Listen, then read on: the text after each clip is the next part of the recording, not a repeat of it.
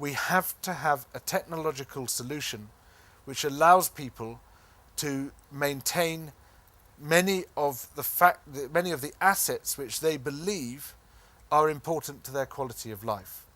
We fight the other battle at the same time. We try to persuade people that actually we don't need so much stuff. We don't need to travel so much. We don't need so many gadgets in our homes.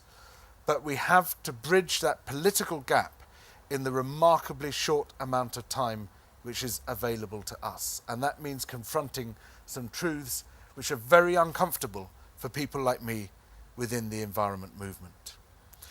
Now I'm going to throw things open so that we can throw all that around, but please feel free to raise any other question that you want about climate change or even about issues vaguely related to it. Thank you.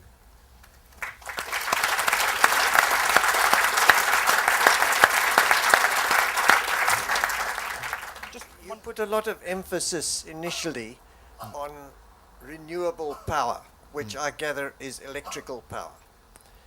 Yes. Can you give some idea of, statistically speaking, if we followed your suggestion of renewable power in the Sahara Desert and elsewhere, statistically speaking, what proportion of carbon dioxide emission is this going to affect? Will it be sufficient without reducing emissions from motor cars and factories, etc.? Is that sufficient to reduce the carbon dioxide levels to the levels that you're talking about, 350? No, it is only sufficient if we start using electrical power as our motive power for transport, and indeed as our primary heating source. In other words, if we just replaced the electricity that we're producing at the moment from fossil fuel sources, that is only going to be a small proportion, 40% or so of everything that needs to be done. We need to start using that renewable electricity for lots of other uses as well. And one thing I would like to point you to is the tremendous potential for what would seem to me to be a far more rational electric car network than the one currently contemplated. We all know that electric cars work, and that they work pretty well. They've been around for a long time, but constantly suppressed by the motor industry, which isn't at all happy about changing all its manufacturing plant and all the rest of it.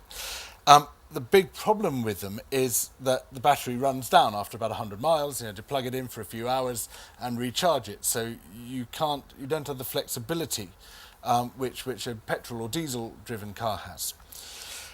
And so what I propose is that instead of people owning their own batteries, you lease your battery from a network of filling stations. And as it begins to run down, you drive into the filling station, you open the bonnet, crane comes over, pulls out the old battery, sticks in a new one, you pay a fee for the electricity and a nominal fee for the leasing of that battery, and then you carry on until it runs down again, and you go to another filling station in the same network, and the same things happen. They take back the old battery and they put in a new one. And it seems to me that grants, that sort of fills the gap that the electric car proposals leave, and answers the big question which a lot of people raise about it. Now, if you tie that in with another proposal that I champion in Heat, of having dedicated coach lanes on all the motorways, moving the coach stations out to the junctions of the motorways and extending your urban public transport networks out to meet them, which allows the coaches to be as fast as the private car, because they don't have to go in and out of all the towns. If you're trying to get from Edinburgh to London, you don't have to go through every small town on the way picking up trade that way.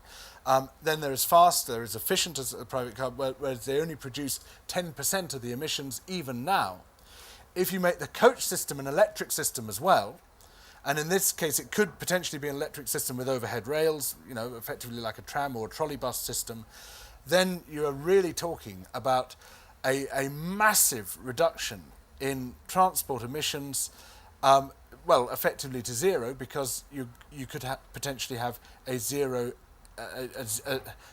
carbon electricity system which is driving that whole thing. And so you can see how the change in electricity supply can then extend into all sorts of areas which currently aren't electrically driven.